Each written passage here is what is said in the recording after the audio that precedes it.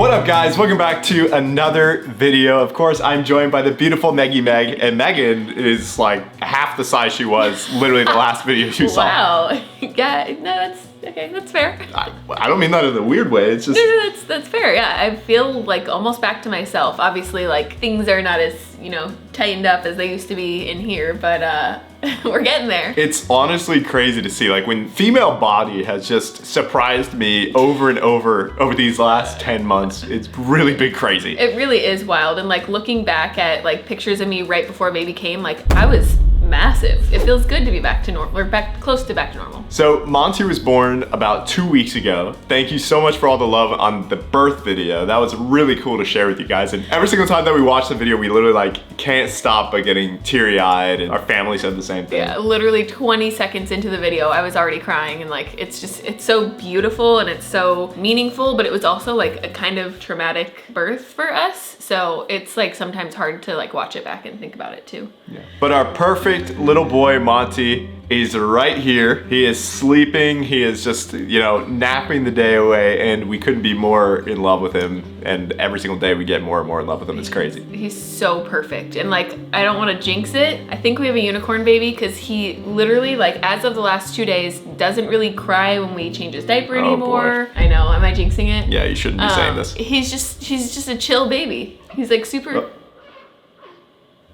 But what we wanted to do is actually sit down for a little bit and tell you about our birth story, because it wasn't necessarily the most traditional birth story, and it was actually pretty scary, and you don't see that on the last video because of a couple different reasons. Number one, in the hospital we were actually not allowed to film the actual birthing process whatsoever, which is why the camera's faced towards the wall and you just hear things. And then number two, right when the birth was happening, obviously we were going through a lot, so we had no interest in filming anything and just wanted to be present and just be there. Honestly, I'm kind of glad that we weren't able to film like the actual physical birth, because like we were saying, like it was pretty scary for us and a little bit traumatizing, and like I don't know if I'd want to watch it back, like remembering how it was. Mm-hmm. We wanted to share this story with you guys because maybe some of you have gone through the same thing. You're about to give birth, so maybe this will give you a little bit of ease of mind that, even though you can go through something a little traumatic, it ends up being okay and everything is, perfectly fine. So you want to kick it off, start from the beginning of the day? Yeah, so the morning I was still having contractions that were like maybe 6 or 7 minutes apart, and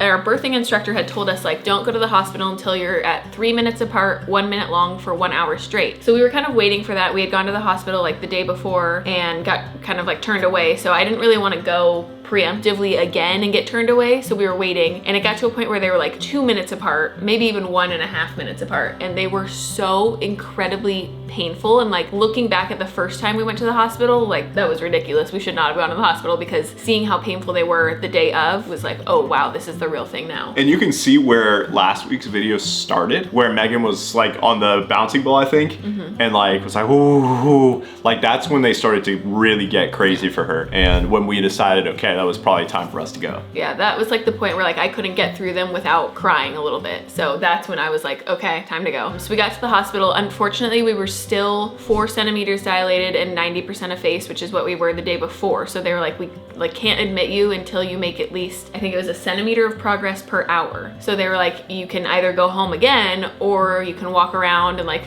do things to try and stimulate and get a little bit more dilated.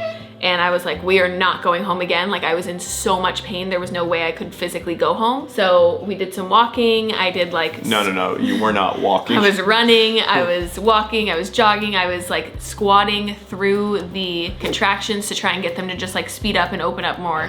And they told us like, take an hour, go do all that, and then come back. So we came back, we were 5.5 centimeters, and they were like, all right, good to go. So we got admitted at that point. At that point, like I was in so much pain that I was considering being open to the epidural, which I wasn't before. Like I really wanted to go natural, but I just was not prepared for how painful, at least for me, the contractions really were. And I was worried that like if I didn't get it, I would be so tense that I wouldn't progress any further, and then we'd be in the hospital for hours and hours and hours waiting to dilate. So at 7 centimeters, I ended up getting the epidural. And after that, I felt great. Like you literally see the switch in the video of me like not wanting to talk to me being like, yeah, whatever, everything's good, it's great. It was actually pretty crazy when the anesthesiologist came in to do the epidural. I guess it's hospital policy for the husband or the the partner, whoever, to sit down, because I guess a lot of people have been passing out when they watch the epidural go, because the guy comes in, he's got like this full on like sterile cabinet codes to open the things. He's like beep beep beep beep. He's like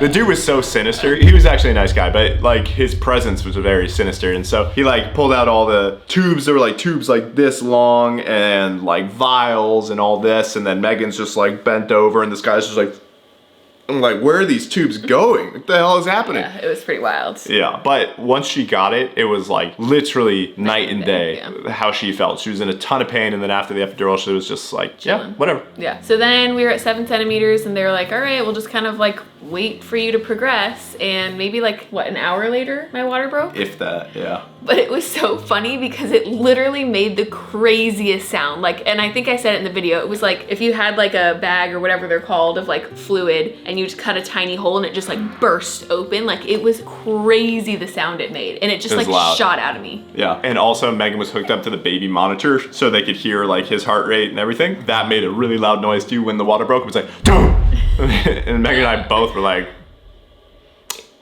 okay. It was really crazy. And even the nurse was like, yeah, like when she went in there and felt stuff, she was like, it was like bulging. So like she wasn't surprised, but it was a crazy sound. But yeah, then my water broke and they're like, we're not gonna check you again until you feel like you have to push because there's risk for infection, blah, blah, blah. I got to a point where I was like, I think I feel like I need to push. And they checked and they're like, oh shoot, you're 10 centimeters, baby's head is right there. So they went to call the doctor and then they called it like a birthquake. There were like 5 other people having babies at the exact same time. So the doctor like almost didn't get there on time. So they told me like, you know, kind of close your legs and just hold it in, don't push until the doctor comes. And the doctor finally got there and we started to push and everything was going well. Like baby was descending down into the birth canal. And then we found out he was sunny side up. So like when you have a baby, the perfect position is for them to be head down, but like their back is against your stomach. So their head is like away. And he was the other way. So his head was up. And then we also didn't know that he was kind of like angled. So he really couldn't get out of the birth canal. So then after some time like of pushing, his heart rate started to drop to the point where like,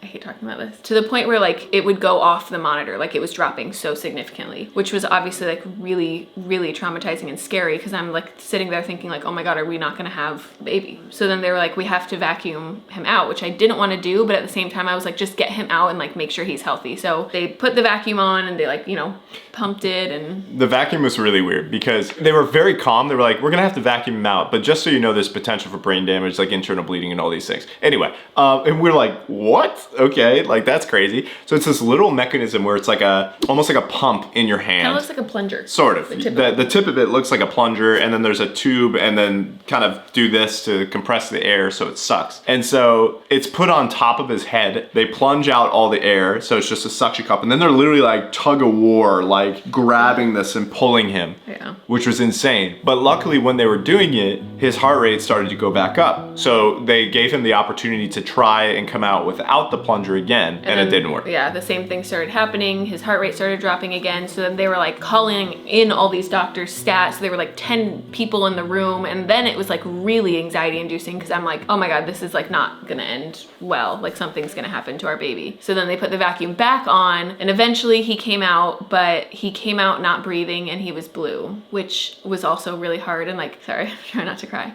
And I kept looking at Steven to like try and see what was happening and like, okay, Bella. When he came out, you can actually hear in the video, they say, hey, we're gonna take him away and stimulate him. They're like, you did great, but we're gonna take him away to the incubator and stimulate him and get him ready. And we gotta stimulate, we're probably gonna have to take baby over to the warmer, okay? You did amazing, okay? Megan, obviously she's stuck in the bed, she can't do anything, and so she's crying and scared. And then for me, I was kind of just in like a state of shock. I didn't really have any emotion either which way because I think I was so confused as to what was happening. I don't know if like we were okay or we weren't okay, and so I was just kind of standing there holding Megan's hand. And then what felt like an eternity, I'm sure it was only like maybe less than 2 minutes, he started crying. Yeah. And that was obviously the sign that he was okay. Not necessarily that he was okay, but that he was alive. They took him over and they were rubbing his back, trying to get him to like really breathe. And once they did, they were like, Dad, you can come over here. And I was so like in shock. I was like, No, I'm good. I'll be over here. You let me know. But he ended up passing all of his tests with like flying colors. He's absolutely perfect. He's literally perfect. His oxygen was good, his APGAR was good, like everything was fine, but it was really scary in the moment to like have that moment of like, is he okay? Mm-hmm. You know, I mean, there's so many things that can happen during birth that are so crazy. Like so many things that can happen to mom, so many things that can happen to the baby. It can be a stillbirth, which is, you know, they basically give birth to a deceased baby, and there's so many ways that he could have died in that very moment that Megan was giving birth. And so all these thoughts kind of go through your mind of like, oh, something might be very wrong here. Yeah. And it's just, we couldn't be happier and more thankful that everything's okay with him. He's so perfect. He's so perfect. We love him so much. He's the cutest thing in the world. We actually just had our 2-week doctor's appointment this morning. Perfect. He's literally perfect. Yeah. Like everything about him is perfect. No concerns, nothing wrong. Like everything was great. We just feel I'm gonna get him, hold on. making the cutest noises. Put your hands up! Oh, it's And they stay there. It's too bright for his little eyes. I love you so much. Again, for probably the millionth time with him, we're gonna knock on wood, but he's actually been such a good sleeper. He's in such a good routine. He gives us like a good 6 hours of sleep every single night, and he's just been... Not 6 hours consecutively. No, by not the way. consecutively, He's no. sleeping like 3 to 4 hours at a time. And he's been so amazing, and he's so loved by both our families, and he's just perfect. He really is perfect. We got really lucky.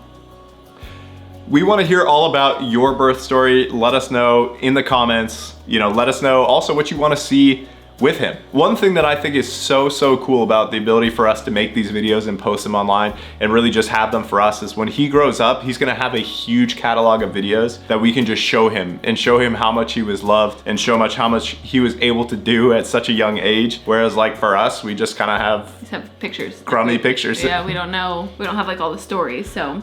Not only do we have crummy pictures, but we also have really bad quality videos. But I mean, now looking at them, they're sick, but it would be so cool to have like 4K videos of when I was a baby. Thanks for watching the video, guys. We hope you enjoyed it. Thank you so much for listening to our birth story. We love you. Subscribe to the channel. We're almost at 100K. We'll see you next time. Peace. Why are you stretching?